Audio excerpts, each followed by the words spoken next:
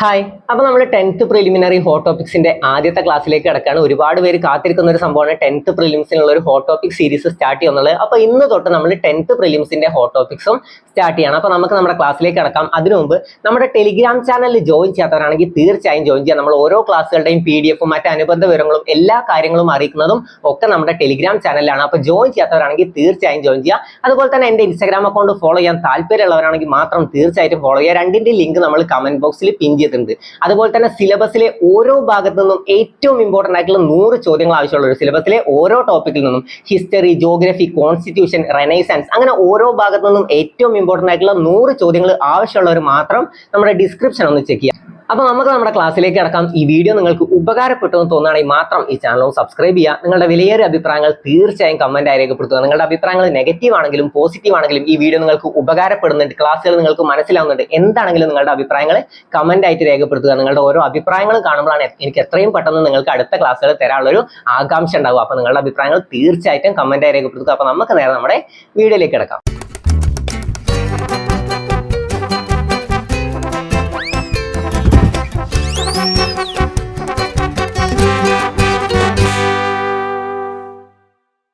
അപ്പോൾ ആദ്യം നമുക്ക് അടിസ്ഥാന വിവരങ്ങൾ നോക്കാം അല്ലെ. ഇന്ത്യയുടെയും കേരളത്തിന്റെയും അടിസ്ഥാന വിവരങ്ങൾ ആദ്യത്തെ ക്ലാസ്സിൽ ഡിസ്കസ് ചെയ്ത ശേഷം നമുക്ക് ഇനിയുള്ള ഹോട്ട് ടോപ്പിക്സ് എല്ലാം കവർ ചെയ്യാം. ആദ്യം നമുക്ക് അടിസ്ഥാന വിവരങ്ങൾ, ദേശീയ പതാക, ദേശീയ ഗാനം, ഗീതം, അങ്ങനെ ഒരുപാട് കാര്യങ്ങളില്ലേ. അങ്ങനെ ഇമ്പോർട്ടന്റ് ആയിട്ടുള്ള അടിസ്ഥാന വിവരങ്ങൾ എന്തായാലും നിങ്ങൾ അറിഞ്ഞിരിക്കേണ്ട അടിസ്ഥാന വിവരങ്ങൾ ആദ്യം അറിഞ്ഞ ശേഷം മാത്രം അടുത്ത ഹോട്ട് ടോപ്പിക്സിലേക്ക് കിടക്കാം. അപ്പോൾ ആദ്യം നമുക്ക് നോക്കാം ഇന്ത്യയുടെ ദേശീയ പതാക. നമുക്കറിയാലോ ഇന്ത്യയുടെ ദേശീയ പതാക ഏതാണ്? ദേശീയ പതാക ത്രിവർണ പതാകയാണ്. ദേശീയ പതാക രൂപകൽപ്പന ചെയ്തതാരാ? അറിയില്ലേ? ദേശീയ പതാക രൂപകൽപ്പന ചെയ്തതാരാണ്?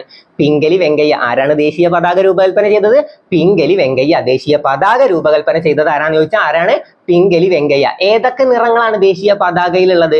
കുങ്കുമം, വെള്ള, പച്ച. അങ്ങനെ 3 നിറങ്ങളല്ലേ ദേശീയ പതാകയിലുള്ളത്? ഏതൊക്കെയാണ്? കുങ്കുമം, വെള്ള, പച്ച. കുങ്കുമം എന്തിനാണ് സൂചിപ്പിക്കുന്നത്? കുങ്കുമം എന്തിനാണ്? ധീരത, ത്യാഗം എന്നിവയാണ് കുങ്കുമം സൂചിപ്പിക്കുന്നത്. കുങ്കുമം ഓക്കെ. കുങ്കുമം എന്തിനാണ്? ധീരത, ത്യാഗം എന്നിവയെ സൂചിപ്പിക്കുന്നു. പിന്നെ വെള്ള എന്തിനാണ് സൂചിപ്പിക്കുന്നത്? വെള്ള സത്യം, സമാധാനം എന്നിവയെ സൂചിപ്പിക്കുന്നു. വെള്ള എന്തിനാണ്? സത്യം, സമാധാനം. പച്ച എന്തിനാണ്? സമൃദ്ധിയെയും ഫലഭൂഷ്ടിയെയും സൂചിപ്പിക്കുന്നു. അപ്പൊ കിട്ടിയല്ലോ ഏതൊക്കെ കളറുകളാണുള്ളത്? കുങ്കുമം, വെള്ള, പച്ച. കുങ്കുമം എന്തിനാണ്? കുങ്കുമം എന്താ? ധീരത, ത്യാഗം എന്നിവയെ സൂചിപ്പിക്കുന്നു. വെള്ള എന്താണ്? സത്യം, സമാധാനം എന്നിവയെ സൂചിപ്പിക്കുന്നു. പിന്നെ പച്ച എന്താണ്? സമൃദ്ധി, ഫലഭൂഷ്ടി എന്നിവയെ സൂചിപ്പിക്കുന്നു. അത് 3 കിട്ടിയല്ലോ. അപ്പൊ ആരാണ് ദേശീയ പതാക രൂപകൽപ്പന ചെയ്തത്? പിംഗലി വെങ്കയ്യ. ദേശീയ പതാക രൂപകൽപ്പന ചെയ്തത് ആരാന്ന് ചോദിച്ചാൽ ആരാണ്? പിംഗലി വെങ്കയ്യ. ദേശീയ പതാക ഏതാണ്? ത്രിവർണ പതാക. ഓക്കെ. ഇനി ദേശീയ പതാക അംഗീകരിച്ചത് എപ്പോഴാണ്? 1947 ജൂലൈ 22. അത് നമുക്ക് എങ്ങനെ പഠിക്കാം? ഡേറ്റുകൾ പഠിക്കാൻ നമുക്ക് നല്ല ടഫാണല്ലേ. നമുക്ക് എങ്ങനെ പഠിക്കാം? എപ്പോഴാണ് നമുക്ക് സ്വാതന്ത്ര്യം കിട്ടിയത്? 1947 ഓഗസ്റ്റ് 15 നമുക്ക് സ്വാതന്ത്ര്യം കിട്ടിയത്. എപ്പോഴാണ്? 1947 ഓഗസ്റ്റ് 15 ഇന്ത്യക്ക് സ്വാതന്ത്ര്യം കിട്ടിയത്. അപ്പൊ ഈ ഓഗസ്റ്റ് 15 നമ്മൾ കൊടി ഉയർത്തണ്ടേ അല്ലേ? ഓഗസ്റ്റ് 15 നമ്മൾ എന്ത് ചെയ്യും? കൊടി ഉയർത്തും. അപ്പൊ അതിന്റെ തൊട്ട് മുമ്പത്തെ മാസമെങ്കിലും ഇത് അംഗീകരിച്ചിട്ടുണ്ടാവണ്ടേ? അപ്പൊ നമുക്ക് അങ്ങനെ ആലോചിച്ച് കിട്ടൂലേ? 1947 ജൂലൈ കഴിഞ്ഞിട്ടല്ലേ ഓഗസ്റ്റ്. അപ്പൊ ഓഗസ്റ്റിന് നമുക്ക് കൊടി ഉയർത്തണമെങ്കിൽ ജൂലൈയിൽ തന്നെ ഇത് അംഗീകരിക്കണം. അപ്പൊ ജൂലൈ 22 എപ്പോഴാണ്? 1947 ജൂലൈ 22 ദേശീയ പതാക അംഗീകരിച്ചത്. ആരാണ് ദേശീയ പതാക രൂപകൽപ്പന ചെയ്തത്? പിംഗലി വെങ്കയ്യ. ആ പേര് മറക്കരുത് കേട്ടോ. ദേശീയ പതാക രൂപകൽപ്പന ചെയ്തത് ആരാന്ന് ചോദിച്ചാൽ പിംഗലി വെങ്കയ്യ. ഏതൊക്കെയാണ് 3 നിറങ്ങൾ? കുങ്കുമം, വെള്ള, പച്ച. ഏതൊക്കെയാണ്? കുങ്കുമം, വെള്ള, പച്ച. കുങ്കുമം എന്തിനാണ്? കുങ്കുമം എന്തിനാണ്? ധീരത, ത്യാഗം എന്നിവയെ സൂചിപ്പിക്കുന്നു. വെള്ള സത്യം, സമാധാനം. പിന്നെ ഏതാണ്? പച്ച ഏതാണ്? സമൃദ്ധിയും ഫലഭൂഷ്ടിയും. അവിടെ ക്ലിയർ ആണല്ലോ. അടുത്ത നമുക്ക് ദേശീയ മുദ്ര നോക്കാം. ഓക്കെ. നമ്മുടെ ദേശീയ മുദ്ര ഏതാണ്? ഇന്ത്യയുടെ ദേശീയ മുദ്ര ഏതാന്ന് ചോദിച്ചാൽ ഏതാണ്? ഇന്ത്യയുടെ ദേശീയ മുദ്ര ഏതാറിയില്ലേ? സിംഹമുദ്ര. ഇന്ത്യയുടെ ദേശീയ മുദ്ര ഏതാണ്? സിംഹമുദ്ര. അത് രൂപകൽപ്പന ചെയ്തതാരാണ്? ദേശീയ മുദ്ര രൂപകൽപ്പന ചെയ്തതാരാ? ദീനാനാഥ് ഭാർഗവ. ആരാണ്? ദീനാനാഥ് ഭാർഗവയാണ് നമ്മുടെ ദേശീയ മുദ്ര രൂപകൽപ്പന ചെയ്തിട്ടുള്ളത്. ആരാണ്? ദീനാനാഥ് ഭാർഗവ. ദേശീയ പതാക രൂപകൽപ്പന ചെയ്തിട്ടുള്ളത് ആരാന്ന് ചോദിച്ചാൽ ആരാണ്? പിംഗലി വെങ്കയ്യ. ദേശീയ മുദ്ര രൂപകൽപ്പന ചെയ്തിട്ടുള്ളത് ആരാന്ന് ചോദിച്ചാൽ ദീനാനാഥ് ഭാർഗവ. എവിടെ നിന്നാണ് ദേശീയ മുദ്ര എടുത്തിട്ടുള്ളത്? സാരാനാഥിലെ ദീർ പാർക്കിലെ അശോക സ്തംഭത്തിൽ നിന്നും അല്ലെ? സാരാനാഥിലെ ദീർ പാർക്കിലെ അശോക സ്തംഭത്തിൽ നിന്നുമാണ് ദേശീയ മുദ്രയായ സിംഹമുദ്ര എടുത്തിട്ടുള്ളത്. അവിടെയും ക്ലിയർ ആയല്ലോ. അപ്പൊ സിംഹമുദ്ര രൂപകൽപ്പന ചെയ്തിട്ടുള്ളത് ആരാണ്? സിംഹമുദ്ര രൂപകൽപ്പന ചെയ്തത്? ദീനാനാഥ് ഭാർഗവ. ആരാണ്? ദീനാനാഥ് ഭാർഗവ. ഇനി സിംഹമുദ്ര അംഗീകരിച്ചത് എപ്പോഴാ? 1950 ജനുവരി 26 സിംഹമുദ്ര അംഗീകരിച്ചത്. എപ്പോഴാണ്?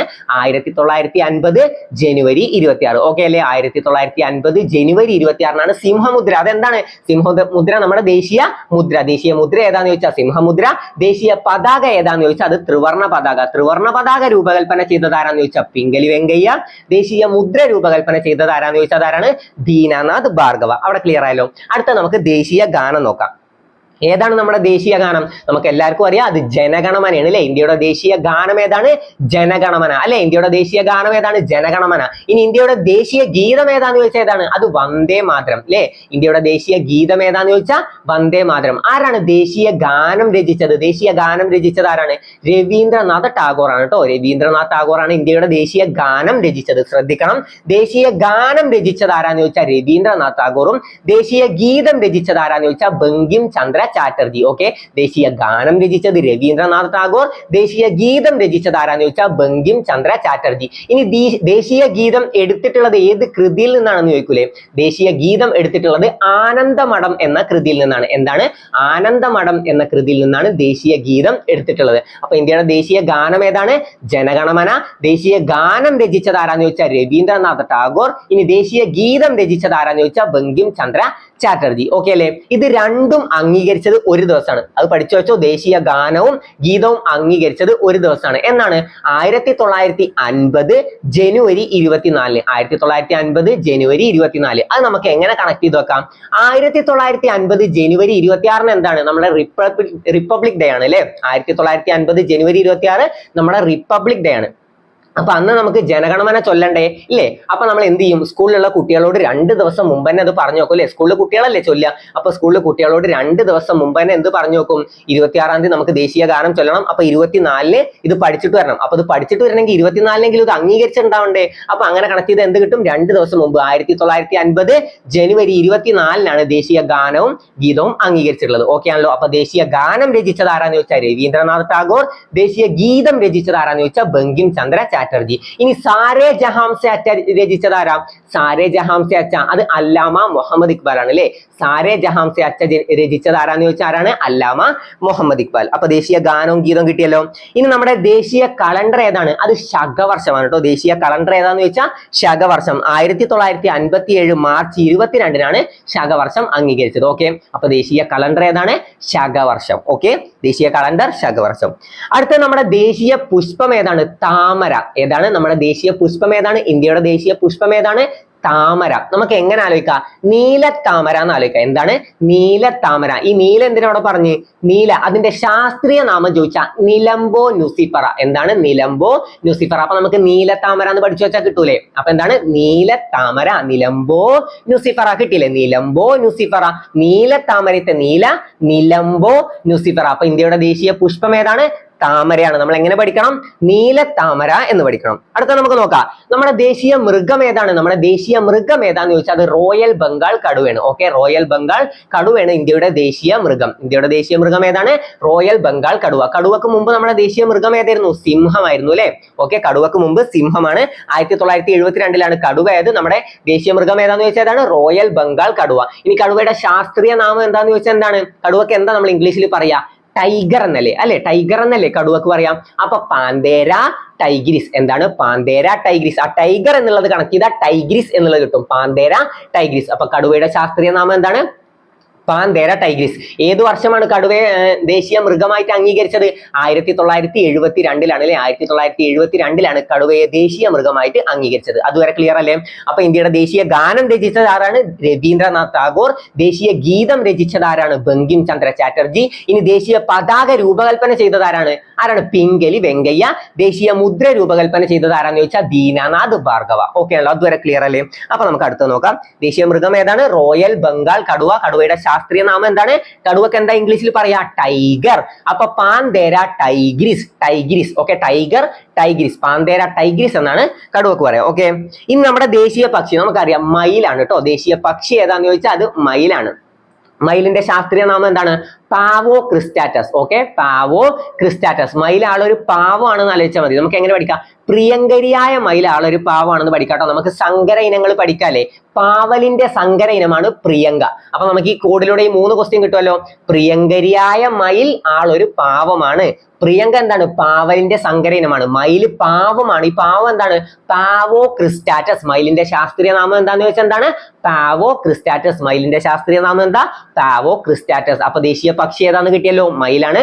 ദേശീയ മൃഗം ഏതാന്ന് ചോദിച്ചാൽ അത് റോയൽ ബംഗാൾ കടുവ. ഇനി ദേശീയ പൈതൃക മൃഗം ഏതാന്ന് ചോദിച്ചാൽ അത് ആനയാണ് കേട്ടോ. Eliphaz maximus indicus. ആനക്ക് എന്താ പറയാ? എലിഫന്റ് എന്നല്ലേ. അപ്പൊ എലിഫസ് മാക്സിമസ് ഇൻഡിക്കസ് എന്നാണ് ആനയുടെ ശാസ്ത്രീയ നാമം. അപ്പൊ ഓക്കെ ആണല്ലോ. ഇനി നമ്മുടെ ദേശീയ ഭാഷ ഏതാണ്? ഹിന്ദിയാണ്. ഓക്കെ. ദേശീയ ഫലം ഏതാണ്? മാങ്ങ. മാങ്ങയുടെ ശാസ്ത്രീയ നാമം എന്താ? മാങ്ങ. മാങ്ങക്ക് എന്താ പറയാ? മാംഗോ. മാങ്ങ അല്ലെ മാങ്ങ എന്നുള്ള മാങ്ങ എന്ന് കിട്ടിയാൽ മതി. അപ്പൊ എന്താണ്? മാഞ്ചിഫറ. ഓക്കെ. മാങ്ങ, മാംഗോ. മാഞ്ചിഫെറ ഇൻഡിക്ക എന്നാണ് മാങ്ങയുടെ ശാസ്ത്രീയ നാമം. എന്താണ്? മാഞ്ചിഫെറ ഇൻഡിക്ക. ദേശീയ വൃക്ഷം ഏതാണ്? പേരാലാണ് കേട്ടോ. ദേശീയ വൃക്ഷം ഏതാന്ന് ചോദിച്ചാൽ ഏതാണ്? പേരാലാണ്. Ficus benghalensis. എന്താണ്? ഫൈക്കസ് ബംഗാളൻസിസ് എന്നാണ് പേരാലിന്റെ ശാസ്ത്രീയ നാമം. ദേശീയ വൃക്ഷം ഏതാണ്? പേരാലാണ്. ദേശീയ പുഷ്പം ഏതാണ്? താമര. നമ്മൾ എങ്ങനെ പഠിച്ചു? നീല താമര എന്ന് പഠിച്ചു അല്ലെ. Nelumbo nucifera. Nelumbo nucifera. Okay ആണല്ലോ. അപ്പൊ ദേശീയ വൃക്ഷം ഏതാന്ന് ചോദിച്ചാൽ പേരാൽ. പേരാലിന്റെ ശാസ്ത്രീയ നാമം എന്താണ്? Ficus benghalensis. ഓക്കെ അല്ലെ? ശാസ്ത്രീയ നാമങ്ങളൊക്കെ ഓക്കെ അല്ലെ? മാങ്ങയുടെ എന്താണ്? മാങ്ങയുടെ മാഞ്ചിഫെറ ഇൻഡിക്ക. പഴങ്ങളുടെ രാജാവ് എന്നറിയപ്പെടുന്നത് മാങ്ങയല്ലേ. പഴങ്ങളുടെ രാജാവ് എന്നറിയപ്പെടുന്ന ആരാന്ന് ചോദിച്ചാൽ മാങ്ങയാണ് കേട്ടോ. പഴങ്ങളുടെ രാജാവ് മാങ്ങയാണ്. ഓക്കെ. പിന്നെ രാസവസ്തുക്കളുടെ രാജാവ് ആരാണ്? അത് സൾഫ്യൂരിക് ആസിഡ് ആണ് കേട്ടോ. രാസവസ്തുക്കളുടെ രാജാവ് എന്നറിയപ്പെടുന്നത് സൾഫ്യൂരിക് ആസിഡ് ആണ്. പഴങ്ങളുടെ രാജാവ് ആരാന്ന് ചോദിച്ചാൽ അത് മാങ്ങയാണ്. മാങ്ങയുടെ ശാസ്ത്രീയ നാമം മാഞ്ചിഫെറ ഇൻഡിക്ക. പേരാലിന്റെ ശാസ്ത്രീയ നാമം എന്താ? പേരാൽ. Ficus benghalensis. പിന്നെന്താണ്? മയിലിന്റെ ശാസ്ത്രീയ നാമം എന്താണ്? പാവോ ക്രിസ്റ്റാറ്റസ്. റോയൽ ബംഗാൾ കടുവയുടെ ശാസ്ത്രീയ നാമം എന്താണ്? പാന്തേര ടൈഗ്രിസ്. ആനയുടെ ശാസ്ത്രീയ നാമം എന്താ? Eliphaz maximus indicus. ഓക്കെ ആണല്ലോ. എല്ലാം കിട്ടുന്നുണ്ടല്ലോ. അപ്പൊ നമുക്ക് അടുത്ത നോക്കാം. ദേശീയ കായിക വിനോദം ഏതാന്ന് ചോദിച്ചാൽ ഹോക്കിയാണ്. ദേശീയ കായിക വിനോദം ഹോക്കി. അടുത്ത നമ്മുടെ ദേശീയ ലിപി ഏതാണ്? ദേവനാഗിരി ലിപിയാണ് കേട്ടോ. നമ്മുടെ ദേശീയ ലിപി ഏതാന്ന് ചോദിച്ചാൽ ഏതാണ്? ദേവനാഗിരി ലിപി. ഏതാണ്? ദേവനാഗിരി ലിപിയാണ് നമ്മുടെ ദേശീയ ലിപി. ഓക്കെ. അടുത്ത നമ്മുടെ ദേശീയ നദി ഏതാണ്? ഗംഗ. എപ്പോഴാണ് അംഗീകരിച്ചത്? 2008 നവംബർ 4-നാണ്. 2008 നവംബർ 4-നാണ് ഗംഗയെ നമ്മുടെ ദേശീയ നദി ആയിട്ട് പ്രഖ്യാപിച്ചത്. എപ്പോഴാണ്? 2008 നവംബർ 4. അപ്പൊ ദേശീയ ജലജീവി ഏതാ? ദേശീയ ജലജീവി ഏതാന്ന് ചോദിച്ചാൽ നമ്മുടെ ഗംഗാ ഡോൾഫിൻ ആണ്. ദേശീയ നദി ഗംഗയാണെങ്കിൽ ആ ജലത്തിൽ തന്നെ ജീവിക്കുന്ന ഒരു ജീവിയല്ലേ. അപ്പൊ ഏതാണ്? ദേശീയ ജലജീവി ഏതാന്ന് ചോദിച്ചാൽ ഗംഗാ ഡോൾഫിൻ. ദേശീയ നദി കിട്ടിയല്ലോ. ദേശീയ നദി ഏതാണ്? ഗംഗ. 2008 നവംബർ 4-നാണ് അംഗീകരിച്ചത്. ദേശീയ ജലജീവി ഏതാന്ന് ചോദിച്ചാൽ ഗംഗാ ഡോൾഫിൻ. അതെപ്പോഴാണ്? 2009 ഒക്ടോബർ 5-നാണ് അംഗീകരിച്ചത്. അപ്പൊ അത് ക്ലിയർ ആയല്ലോ. രണ്ടിലൊരു ഡേറ്റിന്റെ കണക്ഷൻ അല്ലേ. ആദ്യം ഗംഗനെ അംഗീകരിക്കണ്ടേ. അത് കഴിഞ്ഞിട്ട് 2009-ലാണ് എന്തിനെ അംഗീകരിച്ചത്? ഗംഗാ ഡോൾഫിനെ അംഗീകരിച്ചത്. പിന്നെ ആദ്യം നവംബർ 4-ഉം ഇപ്പുറത്ത് ഒക്ടോബർ 5-ഉം. ഒക്ടോബർ നവംബർ അല്ലേ. അങ്ങനെ ഒക്ടോബർ 5-ഉം നവംബർ 4-ഉം അത് രണ്ടും കണക്ട് ആക്കി നോക്കുക. അപ്പൊ ദേശീയ നദി ഏതാണ്? ദേശീയ നദി നമ്മുടെ ഗംഗ. ദേശീയ ജലജീവി ഏതാന്ന് ചോദിച്ചാൽ ഗംഗാ ഡോൾഫിൻ. അത് ക്ലിയർ ആയല്ലോ. അപ്പൊ നമുക്ക് അടുത്ത് നോക്കാം. ഏതാണ് നമ്മുടെ ഇന്ത്യയുടെ ദേശീയ മത്സ്യം? മത്സ്യം എന്ന് ചോദിച്ചാൽ അത് അയലയാണ് കേട്ടോ. മത്സ്യം എന്ന് ചോദിച്ചാൽ എന്താണ്? അയല. അയലക്ക് എന്താ പറയുക? ഇന്ത്യൻ മാക്കറൽ അല്ലേ. അയലയുടെ ശാസ്ത്രീയ നാമം ചോദിച്ചാൽ ഇന്ത്യൻ മാക്കറൽ എന്നാണ്. അപ്പൊ ദേശീയ മത്സ്യം ഏതാണ്? അയല. ദേശീയ ജലജീവി ഏതാന്ന് ചോദിച്ചാലാണ് ഗംഗാ ഡോൾഫിൻ. ദേശീയ മത്സ്യം ഏതാണ്? അയലയാണ്. ഓക്കെ. ഇനി നമ്മുടെ ദേശീയ പൈതൃക മൃഗം ഏതാണ്? ആന. ആനയുടെ ശാസ്ത്രീയ നാമം നമ്മൾ പറഞ്ഞു എലിഫസ് മാക്സിമസ് ഇൻഡിക്കസ്. ഓക്കെ. അപ്പൊ 2010-ലാണ് ആനയെ നമ്മുടെ ദേശീയ പൈതൃക മൃഗമായി അംഗീകരിച്ചത്. അതുവരെ ക്ലിയർ ആയല്ലോ. സെറ്റ് അല്ലേ. ഇനി നമ്മുടെ ദേശീയ പ്രതിജ്ഞ എഴുതിയത് ആരാന്ന് ചോദിച്ചാൽ പൈതിമാരി വെങ്കട്ട സുബ്ബറാവു. ആരാണ്? പൈതിമാരി വെങ്കട്ട സുബ്ബറാവു ആണ് നമ്മുടെ ദേശീയ പ്രതിജ്ഞ എഴുതിയിട്ടുള്ളത്. ആരാണ്? പൈതിമാരി വെങ്കട്ട സുബ്ബറാവു. എപ്പോഴാണ്? 1965 ജനുവരി 26. 1965 ജനുവരി 26. ഇതുവരെ ക്ലിയർ അല്ലേ? ആരാണ് നമ്മുടെ ദേശീയ മുദ്ര രൂപകൽപ്പന ചെയ്തത്? പ്രത്യേകം ശ്രദ്ധിക്കണം. ദേശീയ മുദ്ര രൂപകൽപ്പന ചെയ്തത് ആരാന്ന് ചോദിച്ചാൽ ദീനാനാഥ് ഭാർഗവ. ദീനാനാഥ് ഭാർഗവയാണ് നമ്മുടെ ദേശീയ മുദ്ര രൂപകൽപ്പന ചെയ്തത്. ദേശീയ പതാക രൂപകൽപ്പന ചെയ്തത് ആരാന്ന് ചോദിച്ചാൽ പിംഗലി വെങ്കയ്യ. നമ്മൾ പഠിച്ചതല്ലേ പിംഗലി വെങ്കയ്യ. ദേശീയ പതാകയിലുള്ള നിറങ്ങൾ ഏതൊക്കെയാണ്? കുങ്കുമം, വെള്ള, പച്ച. കുങ്കുമം എന്തിനാണ് സൂചിപ്പിക്കുന്നത്? കുങ്കുമം എന്തിനാണ്? ധീരത, ത്യാഗം. വെള്ള എന്തിനാണ്? വെള്ള സത്യം, സമാധാനം. പിന്നെ പച്ച എന്തിനാണ്? സമൃദ്ധിയും ഫലപുഷ്ടിയും. ഓക്കെ. ദേശീയ ദേശീയ പതാക രൂപകൽപ്പന ചെയ്തത് ആരാന്ന് ചോദിച്ചാൽ പിംഗലി വെങ്കയ്യ. ഓക്കെ, ദേശീയ പതാക അംഗീകരിച്ചത് എപ്പോഴാന്ന് ചോദിച്ചാൽ 1947 ജൂലൈ 22. നമ്മൾ എങ്ങനെ കണക്ട് ചെയ്തു? 1947 ഓഗസ്റ്റ് 15 സ്വാതന്ത്ര്യം കിട്ടിയത്. സ്വാതന്ത്ര്യം കിട്ടിയാൽ നമ്മൾ പതാക ഉയർത്തൂലേ? സ്വാതന്ത്ര്യ ദിനത്തിൽ നമ്മൾ പതാക ഉയർത്തൂലേ? അപ്പൊ പതാക ഉയർത്തണമെങ്കിൽ അതിന് മുമ്പത്തെ മാസമെങ്കിലും ഇത് അംഗീകരിച്ചിട്ടുണ്ടാവണേ. അപ്പൊ ജൂലൈ 22 ഇത് അംഗീകരിച്ചു, ഓഗസ്റ്റ് 15 നമ്മൾ പതാക ഉയർത്തി. അങ്ങനെ കണക്ട് ചെയ്യാലോ. പിന്നെ നമ്മുടെ ദേശീയ ഗാനം രചിച്ചത് ആരാന്ന് ചോദിച്ചാൽ രവീന്ദ്രനാഥ് ടാഗോറും ദേശീയ ഗീതം രചിച്ചത് ആരാന്ന് ചോദിച്ചാൽ ബങ്കിം ചന്ദ്ര ചാറ്റർജി. ദേശീയ ഗീതം എടുത്തിട്ടുള്ളത് ഏത് കൃതിയിൽ നിന്നാണ് ചോദിക്കും. ഒരുപാട് തവണ ചോദ്യം വന്നിട്ടുള്ളതാണ്, പഠിച്ചിട്ട് പോവാ. ഏത് കൃതിയിൽ നിന്നാണ്? ആനന്ദമഠം എന്ന കൃതിയിൽ നിന്നാണ് ദേശീയ ഗീതം എടുത്തിട്ടുള്ളത്. രണ്ടും അംഗീകരിച്ചത് ഒരു ദിവസമാണ്, 1950 ജനുവരി 24. 1950 ജനുവരി 26 റിപ്പബ്ലിക് ഡേ. അപ്പൊ റിപ്പബ്ലിക് ഡേക്ക് പാട്ട് പാടണ്ടേ? ദേശീയ ഗാനം ചൊല്ലണ്ടേ? അപ്പൊ ദേശീയ ഗാനം പഠിച്ചിട്ട് വരണമെങ്കിൽ 2 ദിവസം മുമ്പെങ്കിലും അംഗീകരിക്കണം. അപ്പൊ 2 ദിവസം മുമ്പ് അത് അംഗീകരിച്ച് കുട്ടികളോട് പറയാണ് ദേശീയ ഗാനം പഠിച്ചിട്ട് വരണം. അപ്പൊ ദേശീയ ഗാനവും ഗീതവും അംഗീകരിച്ചത് എപ്പോഴാന്ന് ചോദിച്ചാൽ 1950 ജനുവരി 24. അത് ക്ലിയർ ആണല്ലോ. സിംഹമുദ്ര, ദേശീയ മുദ്ര ഏതാന്ന് ചോദിച്ചാൽ സിംഹമുദ്ര. സിംഹമുദ്ര അംഗീകരിച്ചത് എപ്പോഴാണ്? സിംഹമുദ്ര അംഗീകരിച്ചത് എപ്പോഴാണ്? 1950 ജനുവരി 26 കേട്ടോ. ജനുവരി 26 സിംഹമുദ്ര അംഗീകരിച്ചത്. പിന്നെ നമ്മൾ എന്ത് പഠിച്ചു? ദേശീയ മുദ്ര രൂപകൽപ്പന ചെയ്തത് ആരാണ്? ദേശീയ മുദ്ര രൂപകൽപ്പന ചെയ്തത് ആരാ? ദീനാനാഥ് ഭാർഗവയാണ് ദേശീയ മുദ്ര രൂപകൽപ്പന ചെയ്തത്. ദേശീയ മുദ്ര രൂപകൽപ്പന ചെയ്തത് ആരാണ്? ദീനാനാഥ് ഭാർഗവ. ഇനി ദേശീയ മുദ്രയില് മേലുള്ള സിംഹങ്ങളുടെ എണ്ണം ചോദിക്കൂലേ? 4 സിംഹങ്ങളാണ് കേട്ടുള്ളത്. നമുക്ക് കാണുന്നത് 3 സിംഹങ്ങളെയാണ് അല്ലെ? ഒന്ന് ഇങ്ങോട്ടും പിന്നെ ഒന്ന് നേരെയും. നമുക്ക് 3 സിംഹങ്ങളാണ് കാണുക. ഇതിന്റെ പുറകില് ഒരു സിംഹം കൂടി ഉണ്ട് കേട്ടോ. അപ്പൊ 4 സിംഹങ്ങളാണ് ദേശീയ മുദ്രയിലുള്ളത്. ദേശീയ മുദ്ര രൂപകൽപ്പന ചെയ്തത് ആരാന്ന് ചോദിച്ചാൽ ദീനാനാഥ് ഭാർഗവ. അതും ക്ലിയർ ആണല്ലോ. ഇനി എത്ര മൃഗങ്ങൾ ഉണ്ടെന്ന് ചോദിച്ചാൽ അത് 5 ആണ് കേട്ടോ. സിംഹത്തെയും കൂട്ടി 5 മൃഗങ്ങളാണ് അതിലുള്ളത്. ദേശീയ മുദ്രയിലുള്ളത് 5 മൃഗങ്ങളാണ്. അതും കൂടി ജസ്റ്റ് ഒന്ന് അറിഞ്ഞു വെക്കുക. ഓക്കെ, അപ്പൊ ഇതുവരെ പഠിച്ചൊക്കെ ക്ലിയർ അല്ലേ? നമ്മുടെ ദേശീയ നദി ഏതാണ്? ഗംഗ. ദേശീയ നദി ഗംഗയാണ്. 2008 നവംബർ 4 അംഗീകരിച്ചത്. ദേശീയ ജലജീവി ഏതാന്ന് ചോദിച്ചാൽ ഗംഗാ ഡോൾഫിൻ. പിന്നെ നമ്മൾ എന്ത് പഠിച്ചു? ദേശീയ പൈതൃക മൃഗം ഏതാണ്? ദേശീയ പൈതൃക മൃഗം ഏതാന്ന് ചോദിച്ചാൽ ആനയാണ്. ആനയുടെ ശാസ്ത്രീയ നാമം എന്താണ്? Eliphaz maximus indicus. നമ്മുടെ ദേശീയ മൃഗം ഏതാന്ന് ചോദിച്ചാൽ റോയൽ ബംഗാൾ കടുവ. എന്താണ്? പാന്തേര ടൈഗ്രിസ് അല്ലെ? ശാസ്ത്രീയ നാമം പാന്തേര ടൈഗ്രിസ്. ദേശീയ പുഷ്പം ഏതാന്ന് ചോദിച്ചാൽ താമര, നീലത്താമര. Nelumbo nucifera. നിലംബോ ന്യൂസിഫറ എന്നാണ് താമരയുടെ ശാസ്ത്രീയ നാമം. പിന്നെ എന്താണ് നമ്മുടെ ദേശീയ വൃക്ഷം ഏതാന്ന് ചോദിച്ചാൽ അത് പേരാലാണ്. പേരാലിന്റെ ശാസ്ത്രീയ നാമം എന്താന്ന് ചോദിച്ചാൽ ഫൈക്കസ് ബംഗാളൻസിസ്. Ficus benghalensis. പിന്നെ നമ്മൾ മയിലിന്റെ പഠിച്ചില്ലേ? ദേശീയ പക്ഷി ഏതാന്ന് ചോദിച്ചാൽ അത് മയിലാണ്. മയിലിന്റെ ശാസ്ത്രീയ നാമം ചോദിച്ചാൽ എന്താണ്? പാവോ ക്രിസ്റ്റാറ്റസ്. മയിലാളൊരു പാവമാണ് അല്ലെ? അപ്പൊ പാവോ ക്രിസ്റ്റാറ്റസ്. അതുവരെ ക്ലിയർ അല്ലേ? ഇന്ത്യയുടെ ദേശീയ ഇതൊക്കെ ക്ലിയർ അല്ലേ? പിന്നെ ദേശീയ പ്രതിജ്ഞ എഴുതിയത് ആരാന്ന് ചോദിച്ചാൽ പൈതിമാരി വെങ്കട്ട സുബ്ബറാവു. ആരാണ്? പൈതിമാരി വെങ്കട്ട സുബ്ബറാവു. അതുവരെ ക്ലിയർ അല്ലേ? പെർഫെക്റ്റ് അല്ലേ? അപ്പൊ നമുക്ക് അടുത്ത് നോക്കാം. ഇന്ത്യയുടെ അതിർത്തി രേഖകൾ നോക്കാം കേട്ടോ. ഇന്ത്യയുടെ അതിർത്തി രേഖകൾ. ഇന്ത്യ പാകിസ്ഥാൻ അതിർത്തി രേഖ ഏതാണ്? ഇന്ത്യ പാകിസ്ഥാൻ അതിർത്തി രേഖ. ഇന്ത്യ പാകിസ്ഥാൻ അതിർത്തി രേഖയാണ് റാഡ്ക്ലിഫ് രേഖ. അതിനു മുമ്പ് ഞാൻ ബേസിക് ആയിട്ട് കുറച്ച് കാര്യങ്ങൾ കൂടി പറഞ്ഞുതരാം. എന്താണ്? ഇന്ത്യയുമായിട്ട് എത്ര രാജ്യങ്ങളാണ് അതിർത്തി പങ്കിടുന്നത്? ഇന്ത്യയുമായി അതിർത്തി പങ്കിടുന്ന രാജ്യങ്ങളുടെ എണ്ണം എത്രയെന്ന് ചോദിച്ചാൽ അത് 9 ആണ്. ഇന്ത്യയുമായി അതിർത്തി പങ്കിടുന്ന രാജ്യങ്ങളുടെ എണ്ണം എത്രയെന്ന് ചോദിച്ചാൽ അത് 9 ആണ്. ഇന്ത്യയുമായി കര അതിർത്തി പങ്കിടുന്ന രാജ്യങ്ങളുടെ എണ്ണം എത്രയെന്ന് ചോദിച്ചാൽ അത് 7 ആണ്. ഓക്കെ, 2 സമുദ്ര അതിർത്തിയാണ് പങ്കിടുന്നത്. ഏതൊക്കെയാണ്? ശ്രീലങ്ക, മാലദ്വീപ്. ഓക്കെ, അപ്പൊ കിട്ടിയല്ലോ. ഇന്ത്യയുമായി അതിർത്തി പങ്കിടുന്ന രാജ്യങ്ങളുടെ എണ്ണം എത്രയെന്ന് ചോദിച്ചാൽ അത് 9 രാജ്യങ്ങളാണ്. എത്രയാണ്? 9 രാജ്യങ്ങളാണ് ഇന്ത്യയുമായി അതിർത്തി പങ്കിടുന്നത്. ഇന്ത്യയുമായി കര അതിർത്തി പങ്കിടുന്ന രാജ്യങ്ങളുടെ എണ്ണം എത്രയെന്ന് ചോദിച്ചാൽ അത് 7 ആണ്. ഇനി ഇന്ത്യയുടെ ഏറ്റവും വലിയ അയൽ രാജ്യം ഏതാന്ന് ചോദിച്ചാൽ അത് ചൈനയാണ്. ഇന്ത്യയുടെ ഏറ്റവും വലിയ അയൽ രാജ്യം ഏതാണ്? ചൈന. ഇന്ത്യയുടെ ഏറ്റവും വലിയ അയൽ രാജ്യം ഏതാന്ന് ചോദിച്ചാൽ അത് ചൈന. ചോദ്യം ശ്രദ്ധിക്കണം. ഇന്ത്യയുടെ ഏറ്റവും വലിയ അയൽ രാജ്യം, ഇന്ത്യയുടെ അയൽ രാജ്യങ്ങളിൽ ഏറ്റവും വലിയ രാജ്യം ഏതാണെന്നാണ് ചോദിച്ചത്. അതേതാണ്? അത് ചൈനയാണ്. ഇന്ത്യയുടെ ഏറ്റവും വലിയ അയൽ രാജ്യമാണ് ചൈന. ഇന്ത്യയുടെ ഏറ്റവും ചെറിയ അയൽ രാജ്യം ഏതാ? ഇന്ത്യയുടെ അയൽ രാജ്യങ്ങളിലെ ഏറ്റവും കുഞ്ഞ രാജ്യം, ഏറ്റവും ചെറിയ രാജ്യം ഏതാണ്? മാലദ്വീപാണ് കേട്ടോ. ഇന്ത്യയുടെ ഏറ്റവും ചെറിയ അയൽ രാജ്യം ഏതാന്ന് ചോദിച്ചാൽ അത് മാലദ്വീപും. ഇന്ത്യയുടെ ഏറ്റവും വലിയ അയൽ രാജ്യം ഏതാന്ന് ചോദിച്ചാൽ അത് ചൈന.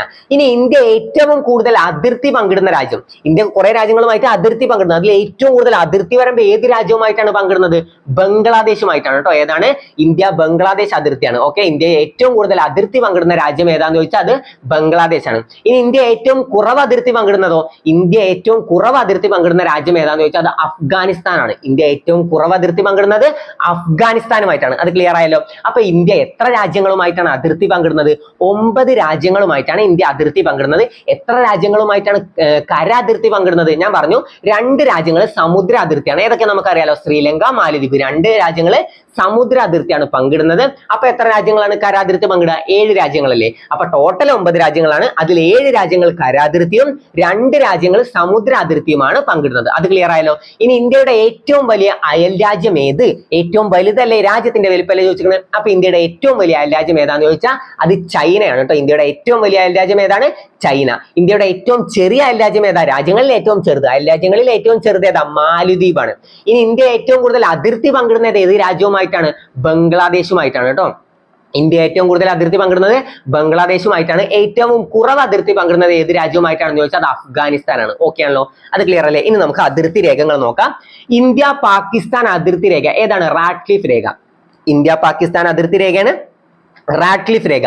ഇന്ത്യ ചൈന മക്മോഹൻ രേഖ. അപ്പൊ ഇന്ത്യ പാകിസ്ഥാൻ റാഡ്ക്ലിഫ് രേഖ, ഇന്ത്യ ചൈന മക്മോഹൻ രേഖ. നമുക്ക് ഓരോന്ന് കഴിയുമ്പോൾ ഒന്നും കൂടി ഒന്ന് റിപ്പീറ്റ് ചെയ്ത് വരാം. അപ്പൊ നമുക്ക് പെർഫെക്റ്റ് ആയി പഠിച്ചിട്ട് തന്നെ പോവാം. ഓക്കെ, ഇന്ത്യ അഫ്ഗാനിസ്ഥാൻ.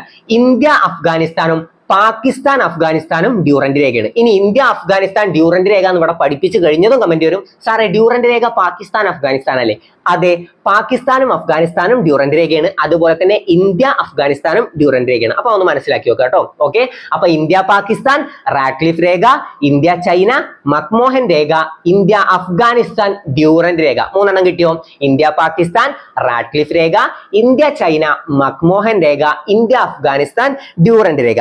ഇനി ഇന്ത്യ ശ്രീലങ്ക പാക് കടലിടുക്ക്. പാക് കടലിടുക്ക് എന്ന് വന്നാലും ഗൾഫ് ഓഫ് മാന്നാർ എന്ന് വന്നാലും ഏതാണ്? ശ്രീലങ്കയാണ് കേട്ടോ. അപ്പൊ ഇന്ത്യ ശ്രീലങ്ക അതിർത്തി രേഖ, പാക് കടലിടുക്ക്. ഞാൻ പറഞ്ഞു സമുദ്ര അതിർത്തി പങ്കിടുന്ന രാജ്യങ്ങളിൽ ഒന്ന് ഏതാണ്? ശ്രീലങ്കയും മറ്റേത് മാലദ്വീപുമാണ്. അപ്പൊ ഈ പാക് കടലിടുക്ക് എന്ന് കാണുമ്പോൾ നമുക്ക് കിട്ടുമല്ലോ ഏകദേശം ഏതാണ്? ശ്രീലങ്കയാണ് കേട്ടോ. പാക് എന്ന് കണ്ടതുകൊണ്ട് പാകിസ്ഥാനിൽ പോയി കറുപ്പിക്കരുത്.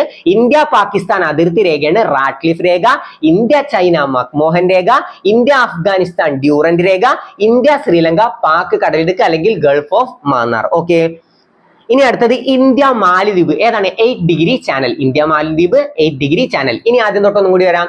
ഇന്ത്യ പാകിസ്ഥാൻ റാഡ്ക്ലിഫ് രേഖ, ഇന്ത്യ ചൈന ഏതാണ്? മക്മോഹൻ രേഖ അല്ലെ. ഇന്ത്യ ചൈന മക്മോഹൻ രേഖ. പിന്നെ ഏതാണ്? ഇന്ത്യ അഫ്ഗാനിസ്ഥാൻ ഡ്യൂറന്റ് രേഖ. പിന്നെ ഏതാണ്? ഇന്ത്യ ശ്രീലങ്ക പാക് കടലിടുക്ക് അല്ലെങ്കിൽ ഗൾഫ് ഓഫ് മാന്നാർ. ഇനി ഇന്ത്യ മാലദ്വീപ് 8 ഡിഗ്രി ചാനൽ. അതുവരെ ക്ലിയർ ആയോ? ഇന്ത്യ മാലദ്വീപ് 8 ഡിഗ്രി ചാനൽ ഏതാണ്? ഇന്ത്യ മാലദ്വീപ് അതിർത്തി രേഖയാണ് 8 degree channel.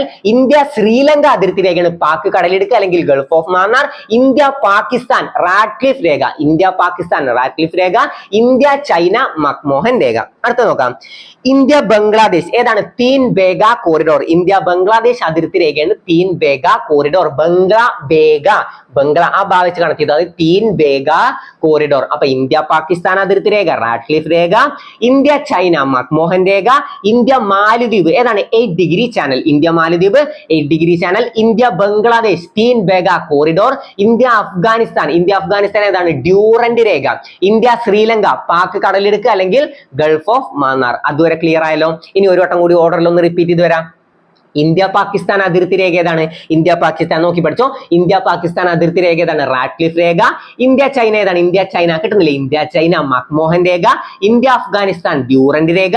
India Sri Lanka Palk കടലിടുക്ക്. പിന്നെ ഏതാണ്? India Maladweep 8 degree channel. India Bangladesh Teen Bigha corridor. അതുവരെ ക്ലിയർ ആയല്ലോ. പെർഫെക്റ്റ് അല്ലേ? അപ്പൊ എത്ര രാജ്യങ്ങളുമായിട്ടാണ് ഇന്ത്യ അതിർത്തി പങ്കിടുന്നത്? 9 രാജ്യങ്ങളുമായിട്ടാണ് ഇന്ത്യ അതിർത്തി പങ്കിടുന്നത്. അതിൽ 7 രാജ്യങ്ങളുമായിട്ട് കരാതിർത്തി അല്ലേ? അപ്പൊ കരാതിർത്തി പങ്കിടുന്ന രാജ്യങ്ങളുടെ എണ്ണം എത്രയെന്ന് ചോദിച്ചാൽ 7 രാജ്യങ്ങളാണ്. 2 രാജ്യങ്ങൾ സമുദ്ര അതിർത്തിയാണ്. ഏതൊക്കെയാണ് 2 രാജ്യങ്ങൾ? ശ്രീലങ്ക, മാലദ്വീപ്. ഇന്ത്യ ശ്രീലങ്ക അതിർത്തിയിലേക്ക് എന്ത് പേരിലാണ് അറിയപ്പെടുന്നത്? പാക് കടലിടുക്ക് അല്ലെങ്കിൽ ഗൾഫ് ഓഫ് മാന്നാർ. ഏത് ഓപ്ഷൻ വന്നാലും ഇന്ത്യ ശ്രീലങ്കയാണ് കേട്ടോ. അപ്പൊ അതും ക്ലിയർ ആയല്ലോ. ഇനി ഇന്ത്യയുടെ ഏറ്റവും വലിയ അയൽ രാജ്യം ഏതാണ്? ഇന്ത്യയുടെ ഏറ്റവും വലിയ അയൽ രാജ്യം ഏതാണ്? ചൈന. ഇന്ത്യയുടെ ഏറ്റവും വലിയ അയൽ രാജ്യം ഏതാന്ന് ചോദിച്ചാൽ ചൈന. ഇന്ത്യയുടെ ഏറ്റവും ചെറിയ അയൽ രാജ്യം ഏതാന്ന് ചോദിച്ചാൽ മാലദ്വീപ്. ഇന്ത്യയുടെ ഏറ്റവും ചെറിയ അയൽ രാജ്യം ഏതാണ്? മാലദ്വീപാണ്. ഇന്ത്യ ഏറ്റവും കൂടുതൽ അതിർത്തി പങ്കിടുന്ന രാജ്യം ഏതാന്ന് ചോദിച്ചാൽ ഏതാണ്? ബംഗ്ലാദേശും. ഇന്ത്യ ഏറ്റവും കുറവ് അതിർത്തി പങ്കിടുന്ന രാജ്യം ഏതാന്ന് ചോദിച്ചാൽ അഫ്ഗാനിസ്ഥാനും. ഇതുവരെ ക്ലിയർ ആണല്ലോ. ഇനി ഒരു വട്ടം കൂടി നമുക്ക് അതിർത്തി രേഖകൾ പറഞ്ഞു പോവാ. ഇന്ത്യ പാകിസ്ഥാൻ റാഡ്ക്ലിഫ് രേഖ, ഇന്ത്യ ചൈന മക്മോഹൻ രേഖ, ഇന്ത്യ അഫ്ഗാനിസ്ഥാൻ ഡ്യൂറന്റ് രേഖ, ഇന്ത്യ ശ്രീലങ്ക പാക് കടലിടുക്ക്. പിന്നെ ഏതാണ്? India Maladweep 8 degree channel, India Bangladesh Teen Bigha corridor. അതുവരെ സെറ്റ് അല്ലേ? പെർഫെക്റ്റ് അല്ലേ? ഇനി മറക്കൂലല്ലോ. അപ്പൊ നമുക്ക് അടുത്ത ഭാഗം നോക്കാം. അടുത്ത നമുക്ക് കേരളത്തിന്റെ അടിസ്ഥാന വിവരങ്ങൾ പഠിക്കണ്ടേ. ഏതാണ് കേരളത്തിന്റെ ഔദ്യോഗിക പുഷ്പം? കണിക്കൊന്നയാണ് അല്ലെ. കണിക്കൊന്നയിലും ഒരു കാണ്ട്, ശാസ്ത്രീയ നാമത്തിലും ഒരു കാണ്ട്. എന്താണ്? കാസിയ ഫിസ്റ്റുല. Okay, കാസിയ fistula. കേരളത്തിന്റെ ദേശീയ പുഷ്പം ഏതാന്ന് വെച്ചാൽ ഏതാണ്? കണിക്കൊന്നയിലെ കായും കാസിയ ഫിസ്റ്റുലയിലും ഒരു കാ. കണിക്കൊന്ന, കാസിയ ഫിസ്റ്റുല, രണ്ടിലും കാണ്ട് എന്ന് ആലോചിച്ചാൽ മതി. അപ്പൊ കണിക്കൊന്ന, കാസിയ ഫിസ്റ്റുല.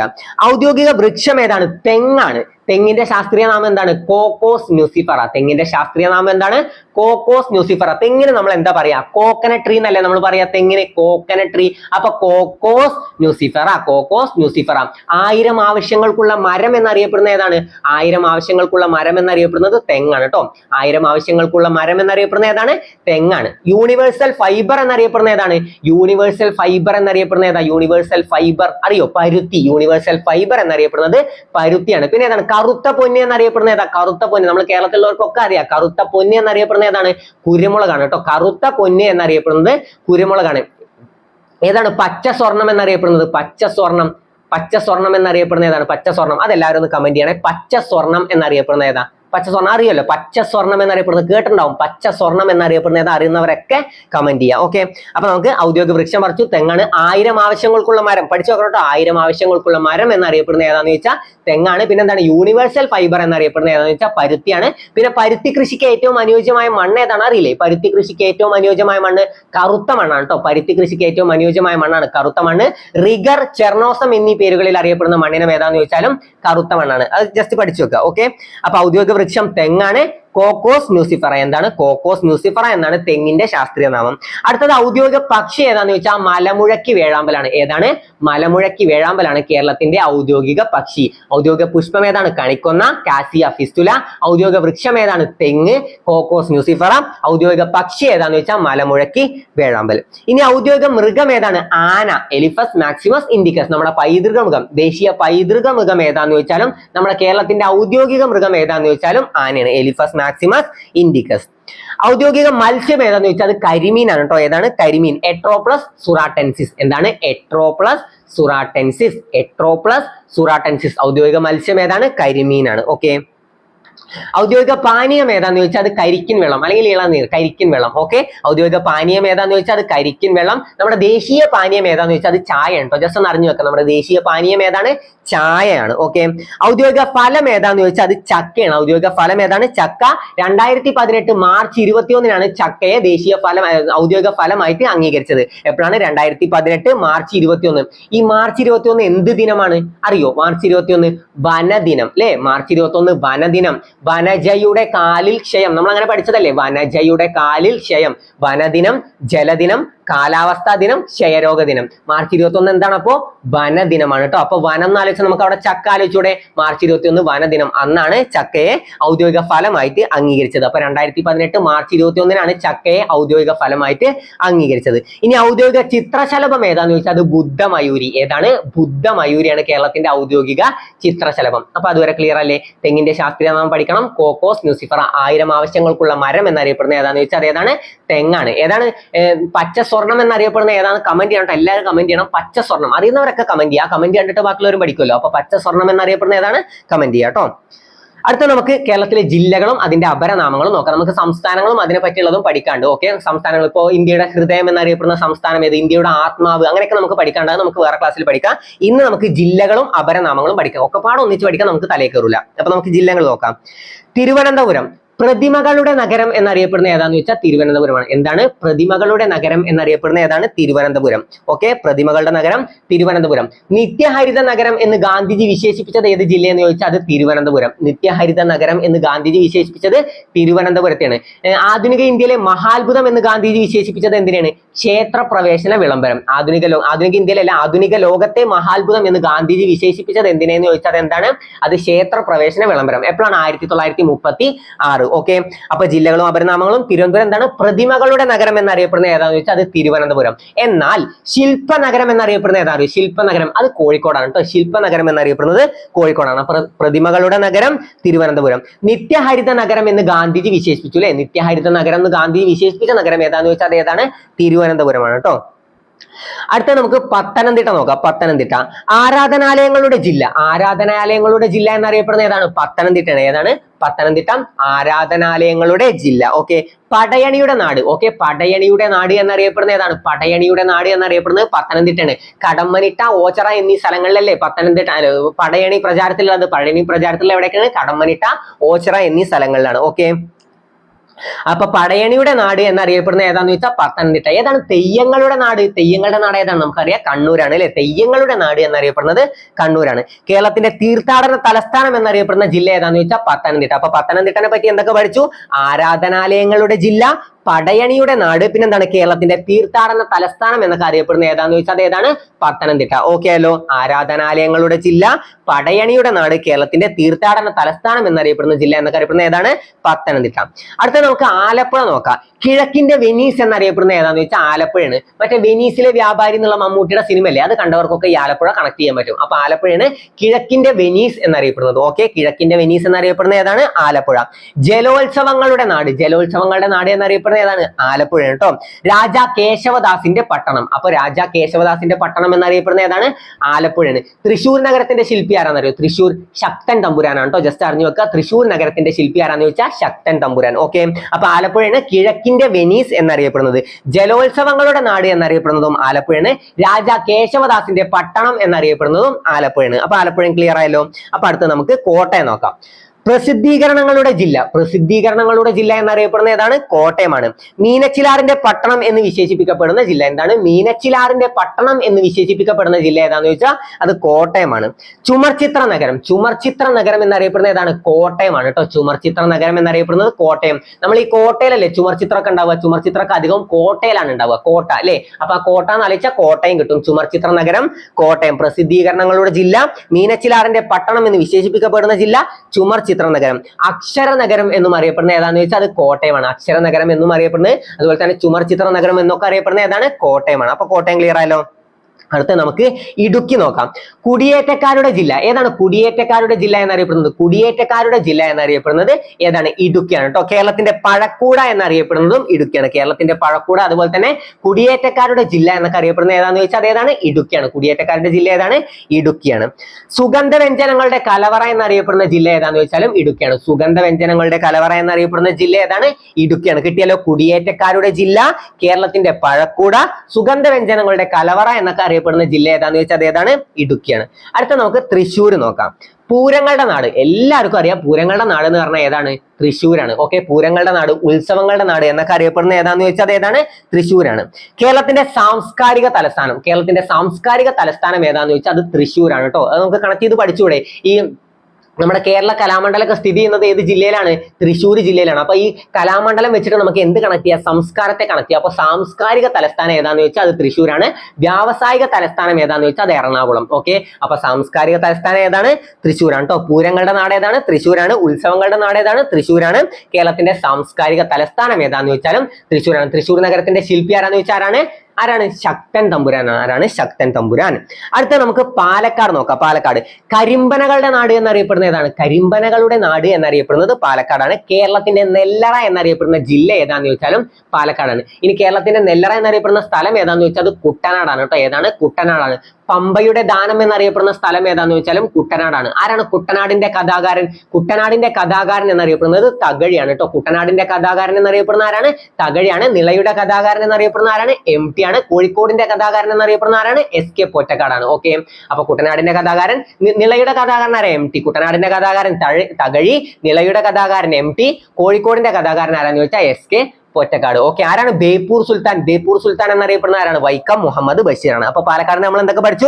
കരിമ്പനകളുടെ നാട്, കേരളത്തിന്റെ നെല്ലറ എന്നൊക്കെ അറിയപ്പെടുന്ന ഏതാന്ന് ചോദിച്ചാൽ അത് പാലക്കാടാണ്. ഓക്കെ. ഇപ്പൊ കേരളത്തിലെ ഏറ്റവും വലിയ ജില്ല ഏതാണ്? നമുക്കൊക്കെ അറിയാം അത് ഇടുക്കിയാണ് കേട്ടോ. പാലക്കാടായിരുന്നു, അതിപ്പോ ഏതാണ്? ഇടുക്കിയാണ്. ഓക്കെ. കോഴിക്കോട് സത്യത്തിന്റെ തുറമുഖം എന്നറിയപ്പെടുന്ന ഏതാണ്? കോഴിക്കോടാണ്. നമുക്ക് കണക്ട് ചെയ്തൂടെ? തുറമുഖം നമുക്ക് തുറമുഖം എന്ന് ആലോചിക്കുമ്പോൾ ആദ്യം കണക്ട് ചെയ്യുന്നത് കോഴിക്കോട് കാപ്പാട് എന്ന് ആലോചിച്ചാൽ മതി. കോഴിക്കോട് കാപ്പാട്. ആരാണ്? വാസ്കോഡഗാമ വന്ന് കാലുകുത്തിയത് എവിടെയാണ്? കോഴിക്കോടുള്ള കാപ്പാടാണ്. എപ്പോഴാണ് വാസ്കോഡഗാമ കേരളത്തിൽ എത്തിയത്? 1498 മെയ് 20. എപ്പോഴാണ്? 1498 മെയ് 20 വാസ്കോഡഗാമ കോഴിക്കോട് കാപ്പാട് വന്ന് കപ്പിലിറങ്ങിയത്. 1497 അവിടുന്ന് യാത്ര തിരിച്ചത്. ഓക്കെ. അപ്പൊ 1498 മെയ് 20 കോഴിക്കോട് കാപ്പാട് വന്ന് കപ്പൽ ഇറങ്ങിയത്. വാസ്കോഡ ഗാമ സഞ്ചരിച്ച കപ്പലിന്റെ പേര് ചോദിക്കും, സെന്റ് ഗബ്രിയേൽ. സെന്റ് ഗബ്രിയേൽ ആണ് കേട്ടോ. ഏതാണ്? Saint Gabriel. വാസ്കോഡ ഗാമയെ അനുഗമിച്ച 2 കപ്പലുകൾ ഏതൊക്കെയെന്ന് ചോദിച്ചാൽ സെന്റ് റാഫേൽ, ദി ബെറിയോ എന്നീ കപ്പലുകളാണ് വാസ്കോഡ ഗാമയെ അനുഗമിച്ച 2 കപ്പലുകൾ. ഓക്കെ, അപ്പൊ സത്യത്തിന്റെ തുറമുഖം എന്നറിയപ്പെടുന്ന ഏതാന്ന് വെച്ചാൽ അത് കോഴിക്കോട്. ഗസലുകളുടെ നാട് ഏതാ? ഗസലുകളുടെ നാട് കോഴിക്കോടാണ്. ഗസലുകളുടെ നാട് ഏതാന്ന് വെച്ചാൽ അത് കോഴിക്കോട്. ശില്പനഗരം നമ്മൾ പഠിച്ചു. പ്രതിമകളുടെ നഗരം ഏതാന്ന് വെച്ചാൽ അത് തിരുവനന്തപുരം. ശില്പനഗരം ഏതാന്ന് വെച്ചാൽ അത് കോഴിക്കോട്. അടുത്ത നമുക്ക് കണ്ണൂർ നോക്കാം. തെയ്യങ്ങളുടെ നാട് അല്ലെ, തെയ്യങ്ങളുടെ നാട് എന്നറിയപ്പെടുന്ന ഏതാണ്? തെയ്യങ്ങളുടെ നാട് എന്നറിയപ്പെടുന്നത് കണ്ണൂരാണ്. തിറകളുടെയും തറികളുടെയും നാട് എന്നറിയപ്പെടുന്ന ഏതാണ്? തിറകളുടെയും തറികളുടെയും നാട് എന്നറിയപ്പെടുന്നത് കണ്ണൂരാണ്. കേരളത്തിന്റെ മാഞ്ചസ്റ്റർ എന്നറിയപ്പെടുന്നത് ഏതാന്ന് ചോദിച്ചാലും കണ്ണൂരാണ്. ദക്ഷിണേന്ത്യയിലെ മാഞ്ചസ്റ്റർ എന്നറിയപ്പെടുന്ന ഏതാണ്? അത് കോയമ്പത്തൂരാണ് കേട്ടോ. ദക്ഷിണേന്ത്യയിലെ മാഞ്ചസ്റ്റർ എന്നറിയപ്പെടുന്നത് കോയമ്പത്തൂരാണ്. ഇന്ത്യയുടെ മാഞ്ചസ്റ്ററോ? ഇന്ത്യയുടെ മാഞ്ചസ്റ്റർ എന്നറിയപ്പെടുന്നത് അഹമ്മദാബാദ് ആണ് കേട്ടോ. ഏതാണ്? ഇന്ത്യയുടെ മാഞ്ചസ്റ്റർ അഹമ്മദാബാദ്, ദക്ഷിണേന്ത്യയിലെ മാഞ്ചസ്റ്റർ കോയമ്പത്തൂർ, കേരളത്തിലെ മാഞ്ചസ്റ്റർ കണ്ണൂർ. ഓക്കെ, അപ്പൊ കേരളത്തിന്റെ കിരീടം എന്നറിയപ്പെടുന്ന ജില്ല ഏതാന്ന് ചോദിച്ചാലും കണ്ണൂരാണ്. കിട്ടിയല്ലോ. തെയ്യങ്ങളുടെ നാട്, തിറകളുടെയും തറികളുടെയും നാട്, കേരളത്തിന്റെ മാഞ്ചസ്റ്റർ, കേരളത്തിന്റെ കിരീടം എന്നൊക്കെ അറിയപ്പെടുന്ന ഏതാന്ന് ചോദിച്ചാൽ അത് കണ്ണൂരാണ്. അടുത്ത നമുക്ക് കാസർഗോഡ്. ദൈവങ്ങളുടെ നാട്. ദൈവങ്ങളുടെ നാട് എന്നറിയപ്പെടുന്നതും നദികളുടെ നാട്. ഏറ്റവും കൂടുതൽ നദികൾ ഒഴുകുന്ന ജില്ല ഏതാന്ന് ചോദിച്ചാലും കാസർഗോഡാണ്. എത്ര നദികളാണ് കാസർഗോഡ് ഒഴുകുന്നത്? 12 നദികളാണ് കേട്ടോ. 12 നദികൾ. എത്ര കിലോമീറ്ററിൽ കൂടുതലുള്ളതാണ് നദികളായിട്ട് കണക്കാക്കുക? 15 കിലോമീറ്ററിൽ കൂടുതലുള്ളതാണ് നദികളായിട്ട് കണക്കാക്കുക. ഓക്കെ, 100 കിലോമീറ്ററിൽ കൂടുതലുള്ള എത്ര നദികളാണുള്ളത്? 11 നദികളാണ് 100 കിലോമീറ്ററിൽ കൂടുതലുള്ളത്. 12 നദികളാണ് കാസർഗോഡ് ജില്ലയിലൂടെ ഒഴുകുന്നത്. അപ്പൊ ദൈവങ്ങളുടെ നാട്. അതുപോലെ തന്നെ സപ്തഭാഷാ സംഘഭൂമി എന്നറിയപ്പെടുന്ന ജില്ല ഏതാന്ന് ചോദിച്ചാലും കാസർഗോഡാണ്. നദികളുടെ നാട് നമുക്കറിയാം. നദികളുടെ നാട് എന്നറിയപ്പെടുന്ന ഏതാണ്? കാസർഗോഡാണ്. ഏതാണ് കേരളത്തിലെ ഏറ്റവും വലിയ നദി? വലിയ നദി, ഏറ്റവും വലിയ നദി. ഈ വലുതിന് തമിഴിൽ നമ്മൾ എന്താ പറയാ? പെരിയത് എന്നല്ലേ. അപ്പൊ പെരിയാർ.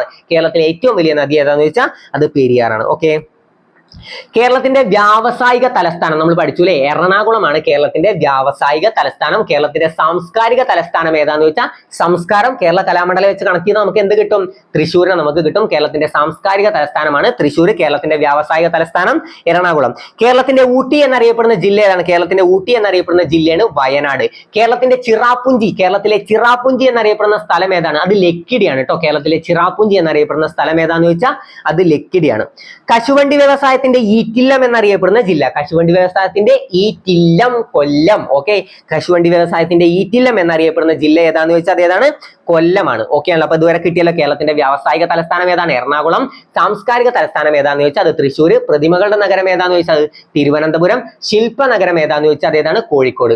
എല്ലാ ഭാഗവും കിട്ടുന്നുണ്ടല്ലോ. എല്ലാ ഭാഗവും ഒന്നുകൂടി ഒന്ന് റിവൈസ് ചെയ്ത് നോക്കുക. കിട്ടാത്ത ഭാഗം ഉണ്ടെങ്കിൽ റിവൈസ് ചെയ്ത് പെർഫെക്റ്റ് ആക്കിയ ശേഷം മാത്രം എപ്പോഴും അടുത്ത ഭാഗത്തിലേക്ക് കടക്കുക. ഇതിപ്പോ നമ്മൾ പഠിച്ചത് ബേസിക് കാര്യങ്ങളാണ്. ഏറ്റവും ബേസ് ആയിട്ട് എന്തായാലും അറിഞ്ഞിരിക്കേണ്ട കാര്യങ്ങളാണ് നമ്മളിപ്പോൾ പഠിച്ചു പോയത്. ഇനി നമുക്ക് കുറച്ച് ബേസിക് കാര്യങ്ങളും കൂടി പറയേണ്ടത് നമുക്ക് വരും ക്ലാസ്സുകളിൽ ഇടയിൽ നമുക്ക് ഇങ്ങനെ ഫില്ല് ചെയ്ത് നമുക്ക് പറഞ്ഞു പോകാം.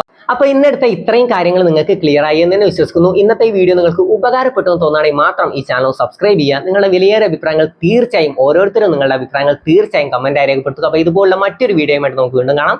താങ്ക്